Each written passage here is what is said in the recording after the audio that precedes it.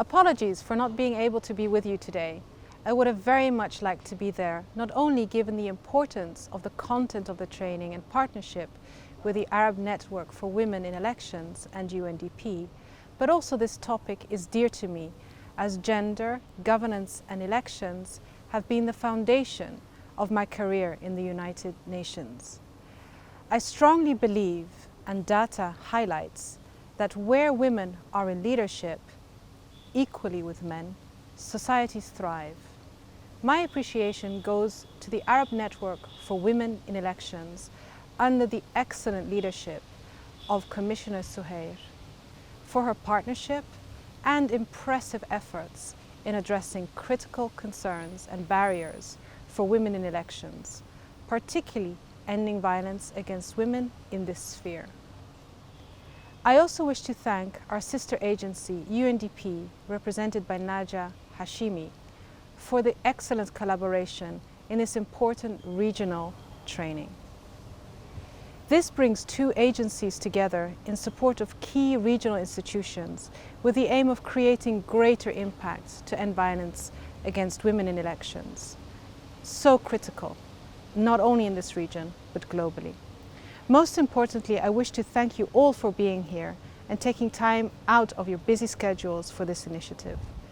Violence against women in elections is a global phenomenon that prevents women from safely participating in political and electoral processes, which of course is their right.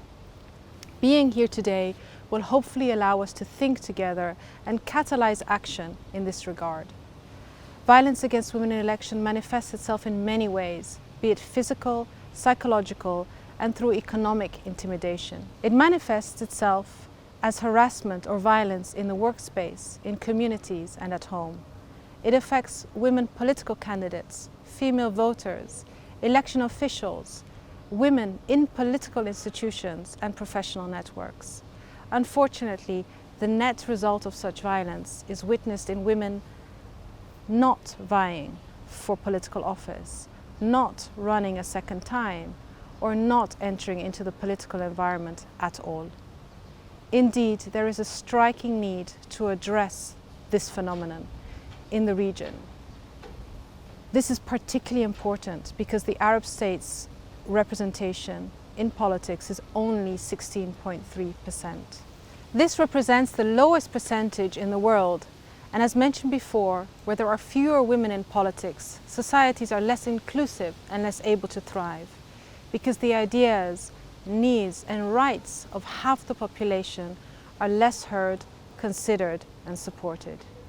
UN Women supports the Arab region's efforts to nearly double this percentage and obtain a minimum of 30% female political representation in the coming years, and hopefully sooner than 2030, the deadline for the achievement of agreements under the 2030 Agenda for Sustainable Development.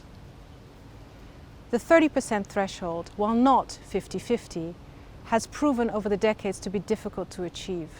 And while 30% cannot be an end in itself, it is a critical milestone agreed to by member states of the League of Arab States, including in the Arab Cairo Declaration.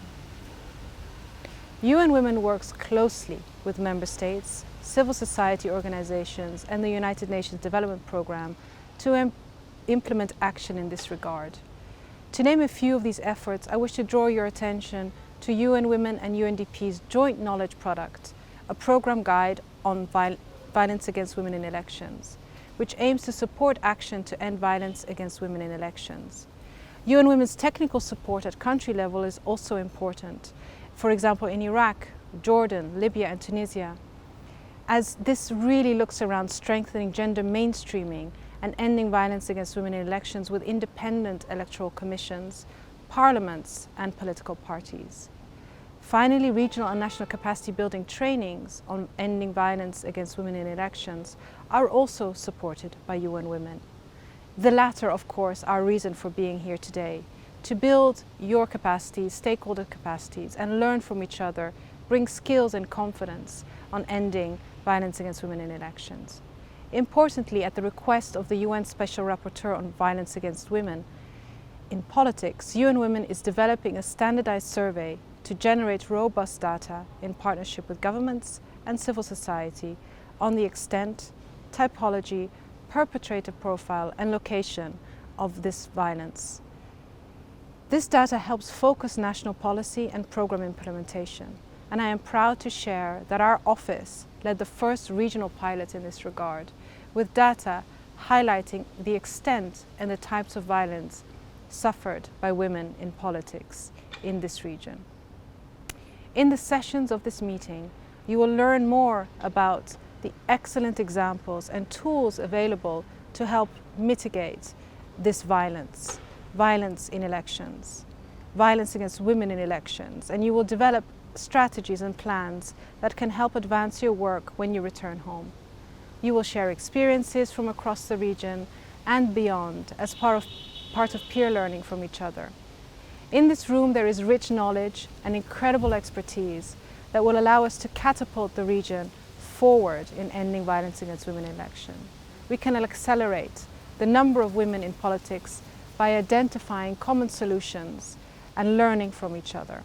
As UN Women, we are of course committed to championing these solutions by putting women at the heart of these efforts and working closely with our partners, AWEN and UNDP, whom I wish to thank again. And thank you all for being here today. I wish you pleasant deliberations.